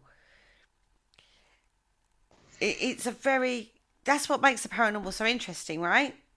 Oh, definitely. Well, definitely, and when these occurrences happen, they are rare. They're not as common as what we like to think they are. No, this is true because generally it happens to the most unsuspecting person rather than the ghost Yeah. hunter team that are out searching for it, Yeah, that's right. no matter what people say. Right, let's have a look at the B-17. This has happened in November in 1944. An anti-aircraft crew stationed in Belgium saw a large plane coming towards them. The RAF unit recognised the plane as an American B-17. Now, these were also known as the Flying Fortresses. These are big, bulky babies, right? Yep. Yeah. Strange sight. The landing gear is down. The plane was coming in fast, but there are no landings that are scheduled. Because even then, you had to clear it with like flight your tower. Oh, yeah. You couldn't just like take off and land willy nilly, right? So the men on the ground assumed that the plane was making an emergency landing. Now they were right, but not what they expected. The plane landed, fine. It was a bit bouncy, bit rough landing, but it was all right. Clear that something was wrong because as the plane came down, it clipped a wing and then came to a stop in an open field. At this point, they expected the crew to jump out. They didn't. 20 minutes, they're watching this plane thinking, what's going on? Where's the crew? What's happening? Yeah. So they then decide that they better go and have a look. Better go and see what's going on, right? Now, bearing in mind, this is the situation. They're not expecting a plane to come in. They're not expecting a landing. There's nothing scheduled. So this is all a bit bizarre, right? Yep. Particularly with no sign of any crew. right? And the engines are still going. They're still growling away as they were. So the plane hasn't turned itself off. Right. So they decide, right, okay, we're going to go and open the hatch. We're going to go and into the plane, find out what's going on. So they opened the hatch. Now, it's empty. There's no crew. Not a single person was found on the plane. There was evidence that a crew had been on the plane recently. There was a half-eaten candy bar, a navigator's code book with colours of the day, which suggested they'd been on board that very day. Mm-hmm. And there was even neatly packaged parachutes, enough for the entire crew, completely untouched, on the plane.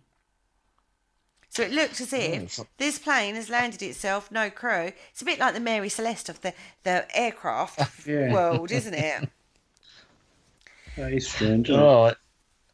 Okay, so this is a very weird one. Now, this, of course, you can imagine that this ghost story or this story of this plane spread like wildfire through the military. So they had to do a lot of research on this one because they had to explain it because it freaked everybody out on airfields far and wide. Now, what had actually happened is the plane had actually malfunctioned, taken a hit, which made the plane unable to fly. So the crew got rid of anything they could to lighten the load, then they'd bailed out of the plane. On that one, I do ask, how did they bail out of the plane if they hadn't used the parachutes? Well, in fact, I've come across this story several times, and I've often wondered that. And to be fair, if you're going to lighten the load, you're lightening the load of everything that you can possibly chuck out. That would include a candy bar. Guns. Yeah. It would include a lot of other stuff that was found on there. Mm-hmm. And I still have questions on this, is all I would say on that one. So the B-17 dipped down towards Brussels. The problem with the planes resolved itself magically. The B-17 flew itself. It was on the right path to get to the Belgium airfield. Coincidence that it just happened to, stay there and land in front of this RAF crew. Pure coincidence. That sounds like a big ball of crap to me. There's so many questions I've got on that one. It's untrue. Act of God. There are accounts where they actually do track down the crew as well. I can't think of it off the top of my head, but I will certainly go and try and track down the actual full account of this story because it is sort of, it is quoted in military sort of circles as well, and even to this day.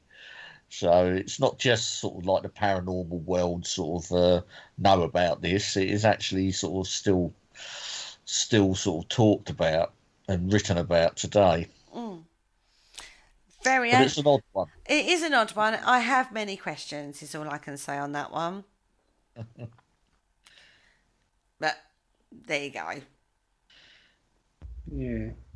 Let's talk about the Bovington Tank Museum that's located in Dorset. Ah, good old Bovington. Used to go there a lot when I was a little nipper. Used to holiday in Swanage. That's down in Dorset, and no holiday would have been complete down there without a visit to Bovington Tank Museum. Oh, this is why you've included this one, isn't it? Well, yeah, it is the one, yeah. Bless you. There are over 300 tanks from over 26 countries, and even includes a British World War I Mark I, which is actually the oldest surviving combat tank. So, folks, if you like tanks, the Bovington Tank Museum is the one you need to go to. Oh, yeah. Full of tanks, yeah. We're going to have to go there one day. Have a road trip to the Tank Museum. Yeah, sounds good to me. Okay, that's one for the lads, I feel. Yeah. I can honestly say I have no wanting to go to a tank museum in my entire life. However, one of the best known and well-known hauntings actually happens at the Bovington Tank Museum. Now, this is the story of a ghost who has been dubbed Herman the German. He is supposed to haunt the Tiger 131 tank. Now, the tank is a German Tiger. It's heavy. It was captured by the British during World War II. It is the only operating Tiger in the world today, so it's the last one. And the story surrounding the haunted status of this tank basically goes back to when they first brought the tank to the museum, and they found, allegedly, the body of a German soldier inside. That's a bit far-fetched, but yeah. Every night there are rumours of a bloody, ghostly hand reaching out from the turret and sounds of screams from within the tank. Oh my God, how You've amazing! got to love a story like that. You've got to love a story like that, right? Yeah. Now, if that was the case, this happens every night. Yep. Cool. Well, Except the Paranormal night you 2. go. Yeah, I was going to say that. Let's go. Every night I would pay money to see that. They could do an order to put this tank in the middle of an auditorium and sell tickets for like thousands of people to see this happen every night, if this was true. Now, apparently numerous workers and guests at the museum have actually reported seeing a man wearing a German World War II uniform walking around the tank. And the sightings became so common on the museum floor that the ghost was given the name Herman the German. Well, you've got to name him, haven't you? Poor bloke.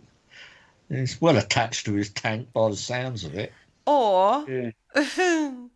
or it's a story that museum curators have made up. Now, it was not unusual for artifacts to disappear from the museum, right? Right. Now, it could be a story that was made up to protect the museum, Yeah. right? So, scare people away, basically. Mm-hmm. Don't come here. We have a German, the Herman the German, even ghostly encounter, very scary. Don't come in here, kind of thing. So it might have been one of those. Now, in older, when this first hit the museum, I don't know. I'd like to know. Well, now that's like a beacon of light to anybody that wants a paranormal experience, quite frankly. But when the story first was made up, I'd like to know when that tank arrived at the museum and when that story may have first occurred. Yeah. Because there is a possibility, because we've come across this before in regard to Woodchester. This ghost story was made up by the contractors to keep people away whilst they were doing work on it. And it worked. People didn't go because they were scared of the ghost story. So it would depend on when that happened as to whether or not that's a relevant story. I do know a bit of the backstory about the actual Tiger tank. It was captured in the North African desert and they brought it back. I mean, there's no way they would have kept a crew member in them before. They took it for testing and everything. So, yeah, it's that sort of thing about there was a crew member still inside is well, simply not true. However, sightings still occur. Mm-hmm. Now, is that a question of people know the ghost story and manifest the ghost story? Well, yeah, you're in a sort of place with loads of historic artifacts again, and what better haunting than a sort of a German haunting around the German tank? Yeah, I can see it. But then we say if you believe the theory that objects hold energy, you've got a lot of old objects in a museum, it's going to generally be haunted on some level. It's not just that area of the museum. Other areas are also reported people seeing things move, hearing footsteps, or feeling like they're being watched is a common one in that particular museum. But again, do they hire the museum out for paranormal investigation, one wonders? I don't know, to be quite honest. Not. I've never heard of it being on the circuit. I'm sure Most Haunted did a one of their episodes there. Oh, right. That's probably why they don't open it to the paranormal world. Oops, did I say that out loud? I retract that statement. Oh my lordy lord. So I'm not going to say it is or it isn't. I've never been there, so I don't know. But interesting place. It would stand to reason. Horrific things happen. I mean, tanks are awful things. If you got caught, if you was inside a tank and it got blown up, basically, you're basically like fried inside. Oh, yeah. Horrific. Yeah, the British Churchill tank was notorious for bursting into flames, and the Germans used to call them Tommy cookers. Yeah. Yeah, not Awful. nice for being in a tank back then. No. So, yeah. Maybe they did when they captured it find a dead German inside it. They just brought that Well, they story probably, forward. well, yeah, they probably, yeah. Or I think it was abandoned in the desert or something. Yeah, there may have been a dead German inside. Just pull them out. Yeah, but no, I mean, it's just they certainly did discover him at a later date. Mm, I don't know.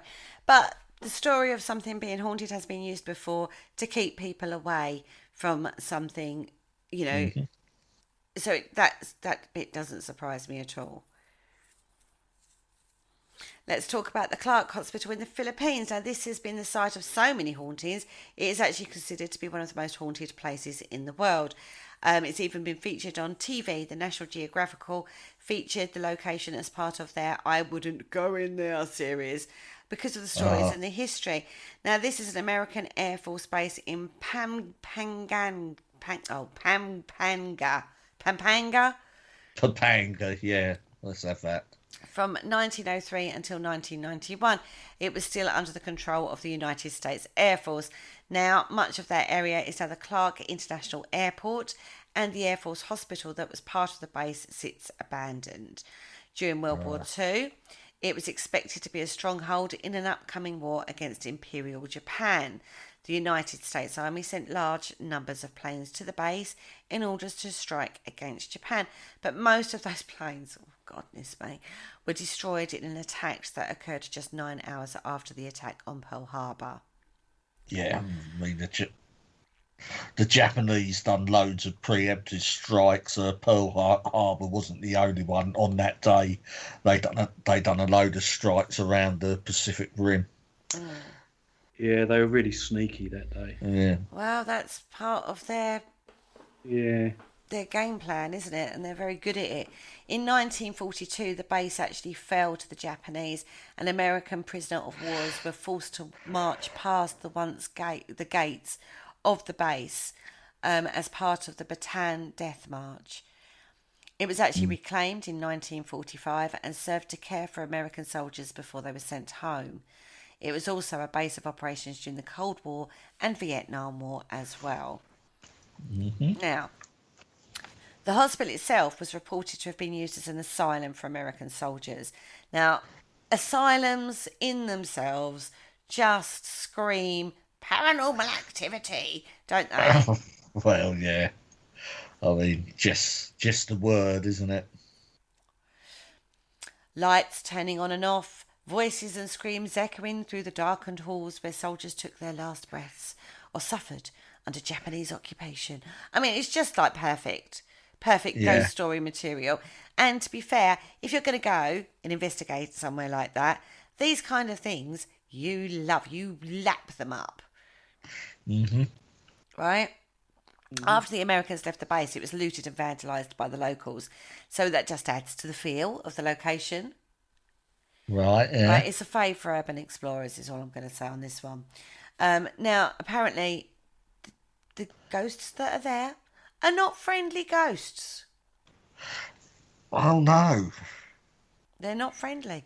Debris is reportedly thrown from nowhere. Violent screams warn any guests from exploring it. It's quite a terrifying place, apparently, this Clark Hospital. I would argue with this one, and I would say this actually. The backstory, the history of it, is Yeah. horrific in itself. Hmm. When you think of, if I said to you Japanese war prisoner of war camps, what would you think? Well, yeah. I mean, they were. You wouldn't want to end up in one of them. They were horrific places to go to. Straight away, that's what you've got in your head. Hmm. And to be fair, China, Japan, Korea, all of those places, Vietnam, all of those kind of places, when we think prisoner of war camps, we think the worst of the worst, right? Yes. Regardless of what is actually true or not. It's just one of those things that sits in our psyche. That's what we've been fed. Hmm. Right, so straight away you've got that. You've got the fact that, you're not on known soil effectively. So if you're Yeah. visiting this place, you're in a foreign country. You're not on American soil. Although it's officially American soil because it's like it's some other country, doesn't make it American. It makes it an American base in a foreign country, right? Yeah. You've got a lot of factors there, and the ghost story on top, and the fact that you've got asylum stuck on there as well. It triggers a lot of things. So stories that come out of this are not going to be nice. Of course not. Right? Yeah. So they're not going to be friendly ghosts when you go there, are they? No. Just on that premise alone. And that's where you jump to. That's your assumption when you jump to it. And some investigators out there jump to the conclusion demon. #demon. Yeah. Now, I would like to say this is more of an urban explore than a paranormal investigation location. Obviously, it's not something we can do. It's not local to us. So it's not something we can do. It's in the Philippines at the end of the day. So, I would say this is probably a haunt of urbex explorers more than paranormal investigators, quite frankly. Yeah. On that note, urban exploring has been around a lot, just as long as paranormal investigating. Yeah. Longer. But maybe. they've been those two fields have been very separate for a long time. They've not really had the crossover that we've seen in recent years. Yeah. Well, it seems to have happened all of a sudden, doesn't it? Perhaps it might have been something to do with lockdown or whatever. I don't know. Don't know, but there seems to be more of a crossover now than there ever used to be. There used to be two fields that never crossed, whereas now we seem to get a crossover. You do get urban explorers reporting strange things that happen to them. And you do get, the ones that are out there, they're there to explore the building and not damage or graffiti or do rituals or anything like that. Those sort of things tend to be done by locals. Yeah. Not by urban explorers or paranormal investigators. You find your local group of teenagers for a crafty night out or do something like that, guys. Do you know what I mean? Don't know what you mean. But we have got this crossover that's happening now between these locations. You have to be very, very careful in regard to law and property, who owns the property. You have to be very, very careful when you're doing urban exploring. A lot of these places are in a derelict state. If you have an accident whilst you're urban exploring, the floor gives way, the roof falls in, it's a possibility that could happen. It's dangerous. Well, yeah. So there's a disclaimer there. Be very, very careful. And I would say know the location, get permission from the owner if possible before you even think about it. Some good words of advice there. It's not something I would actually recommend, urban exploring, unless you know what you're doing. Having said that, I love watching urban exploring. There are some fantastic videos on YouTube of urban exploring. And this is nothing to do with paranormal. They are literally just exploring historic abandoned buildings, and they've even done some more modern ones like hotels that have been just abandoned and stuff like that. And, some of these places are just phenomenal, and that's got nothing to do with the paranormal. They're just purely going to record what they see in these places. They're just phenomenal, and go check them out. We're trying to get a famous one for you guys to talk to them and find out all the ins and outs of urban exploring for you. But that hopefully we will be able to get one on. Hopefully, yeah. There's a work in progress on that one, I would say. But it is, but as I said, we have got a crossover now with the paranormal sort of side stepping into that field. And do we think that the paranormal teams are right in doing that, or is it no different from urban explorer? What do we think on that one, guys? The last few minutes of the show. Yeah, it's a difficult one. You look at sort of standard ghost hunting. that is a type of urban exploring, you know, because they're not actually going to catalogue or research or collect data. They're going in just to experience the place. And I can't see much difference from that than urban exploring. I'm talking location wise. So, but, you know, I can see why the paranormal have sort of edged out into urban exploring, but you know, it sort of still remains to be seen how far this is going to go. I know there's a lot of people out there that don't like it, but say la vie, just the way it goes. Yeah. Yeah, the paranormal police are in full feckle with this one, aren't they? Oh yeah, Absolutely. People should be more worried about what they're doing than what others are doing. well, of course. Just do what you want to do, basically. And just be careful. Obviously within reason. And just be careful doing it. Yeah. Yeah. On As that, long as obviously you're not breaking the laws, it's fine. exactly.